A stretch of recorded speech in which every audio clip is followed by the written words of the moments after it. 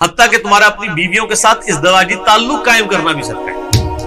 اللہ اکبر کہنا بھی صدقہ ہے، الحمدللہ بھی صدقہ ہے، سبحان اللہ بھی صدقہ ہے، راستے سے تکلیف دہ چیز کو دور کرنا بھی صدقہ ہے۔ صحابہ نے پوچھا یا رسول اللہ دیکھیں جیڑی چیز عجیب ہوندی ہے نا وہ کھٹک دی ہے، یا رسول اللہ اپنی بیویوں کے ساتھ تعلق قائم کرنا بھی؟ فرمایا اگر یہی تعلق کسی ایسی عورت سے قائم کرو جو تمہارے لیے حلال نہیں تو کیا تمہیں گناہ ہوگا؟ صحابہ نے کہا ہوگا۔ تو فرمایا پھر اپنی بیویوں کے ساتھ ازدواجی تعلق قائم کرنے پہ تمہیں ثواب بھی ہوگا۔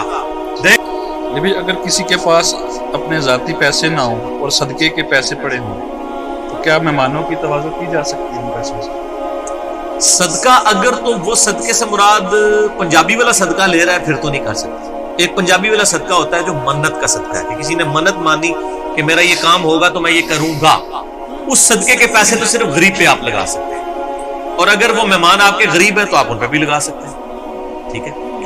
اور اگر عام صدقہ ہے، ایک بندہ کہتا ہے جی میں نے اتنے پیسے نکال کے رکھے ہوئے تھے اللہ کی راہ میں خرچ کرنے ہیں، تو وہ آپ چاہے امیر پہ لگائیں غریب پہ، اس میں تو مسئلہ ہی نہیں ہے۔ وہ تو صحیح مسلم میں حدیث ہے اللہ اکبر کہنا بھی صدقہ ہے، الحمدللہ بھی صدقہ ہے، سبحان اللہ بھی صدقہ ہے، راستے سے تکلیف دہ چیز کو دور کرنا بھی صدقہ ہے، حتیٰ کہ تمہارا اپنی بیویوں کے ساتھ ازدواجی تعلق قائم کرنا بھی صدقہ ہے۔ صحابہ نے پوچھا یا رسول اللہ دیکھیں جیڑی چیز عجیب ہوندی ہے نا وہ کھٹک دی ہے، یا رسول اللہ اپنی بیویوں کے ساتھ تعلق قائم کرنا بھی؟ فرمایا اگر یہی تعلق کسی ایسی عورت سے قائم کرو جو تمہارے لیے حلال نہیں تو کیا تمہیں گناہ ہوگا؟ صحابہ نے کہا ہوگا۔ تو فرمایا پھر اپنی بیویوں کے ساتھ ازدواجی تعلق قائم کرنے پہ تمہیں ثواب بھی ہوگا۔ دیکھ لیں کیا کنسپٹ ہے براڈر، یہ بھی صدقہ ہے۔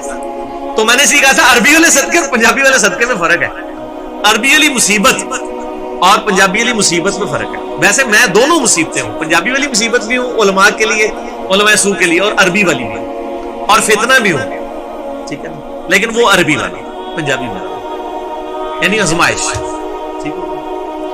انڈیا سے کسی بھائی کا سوال ہے، حدیث کے بارے میں آپ ناسخ و منسوخ، جرح و تعدیل، تحکیم و تخریج، اسماء و رجال، ضعیف، موضوع، من گڑت، شاذ، علت، منفرد، عدم ذکر اور بھی اس طرح کے کچھ الفاظ استعمال کرتے ہیں، ان کی مختصر سب بتا دیں کیونکہ ہم انڈیا سے ہیں تو یہ الفاظ عربی یا اردو کے ہیں تو ہمارے جیسے لوگوں کو سمجھنے میں میرے بھائی مجھے تو لگا آپ کوئی الف نامہ پڑھنے لگے ہیں مشکل صاحب۔ تو یہ میرے بھائی یہ جتنے ٹرمز میں یوز کرتا ہوں نا ان کی میں ساتھ ساتھ ایلوبریٹ بھی ان کو کرتا ہوں۔ مسئلہ 36 ہے میرا، ضعیف الاسناد اور من گھڑت احادیث کے فتنے کا تحقیقی جائزہ، اور مسئلہ نمبر 111 بھی ہے مشکات المصابیح کا مکمل تعارف، اس میں بھی میں نے یہ ساری ٹرمز ساتھ ساتھ بتاتا ہوں، کوئی مشکل نہیں ہے، ایک ایک پوچھتے ہیں میں بھی بتا دیتا ہوں۔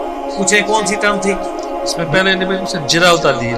جرح و تعدیل یہ ہے کہ مطلب کسی راوی کے اوپر جرح یہ ہوتی ہے کہ کوئی اس کی برائی کو بیان کرے کہ یہ قابل اعتبار نہیں ہے، اور تعدیل یہ ہے کہ اس کی عدالت کو وہ قائم کر دے کہ یہ عدول ہے، سچا آدمی ہے، انصاف پسند ہے، اس کی بات قبول کی جا سکتی ہے، تو اس کے لیے ٹرم استعمال ہوتی ہے جرح و تعدیل۔ اور اسی طرح علی بھائی ناسخ و منسوخ۔ ناسخ و منسوخ یہ ہے کہ ایک حدیث ناسخ وہ حدیث ہوتی ہے جو فائنل حکم ہے اس کو اسٹیبلش کر رہی ہے اور اس کی وجہ سے کوئی پرانا حکم ختم ہو رہا ہو، جیسے صحیح مسلم میں ایک حدیث آتی ہے کہ نبی صلی اللہ علیہ وآلہ وسلم نے آگ پہ پکی ہوئی چیز کھائی اور اس کے بعد وضو کیا، جس سے یہ بات پتہ چلی کہ آگ پہ پکی ہوئی چیز کھانے سے وضو ٹوٹ جاتا ہے۔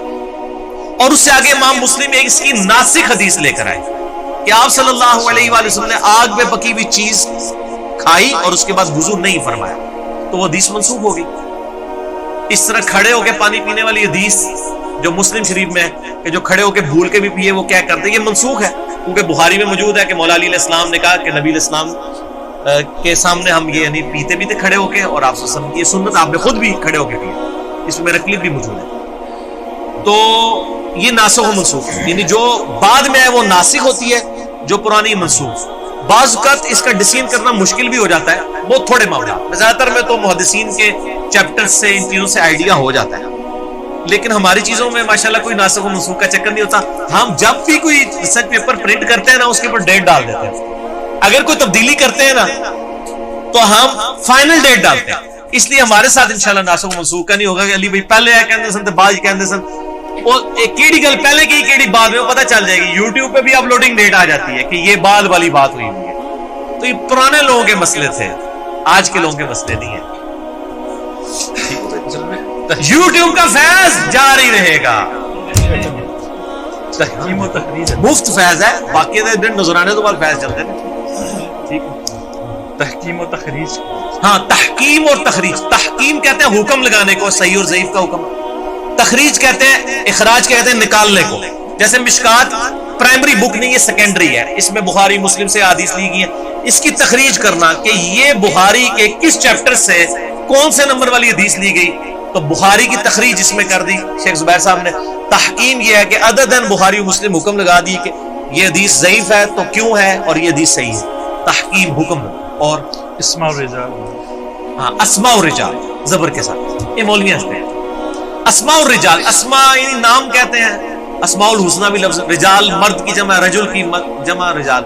اسماء الرجال کا علم ایک علم ڈیوائس کیا گیا جس میں وہ مرد جو حدیثیں روایت کرتے ہیں ان کے بارے میں جرح و تعدیل کی جاتی ہے، اس کو اسماء الرجال کا علم کہتے ہیں. ان میں بعض اوقات کئیوں کے نام ملتے جلتے ہوتے ہیں، بعض ایسے راوی بھی ہوتے ہیں جن کے باپ کے نام ان کے دادوں کے نام بھی ایک جیسے ہوتے ہیں. جیسے امام تبری ہے، ایک شیعہ کے بھی امام تبری ہیں، ایک سنیوں کے بھی ہیں، ان کے دادوں تک کے نام سیم ہے، پردادے کا ڈیفرنٹ ہوتا ہے.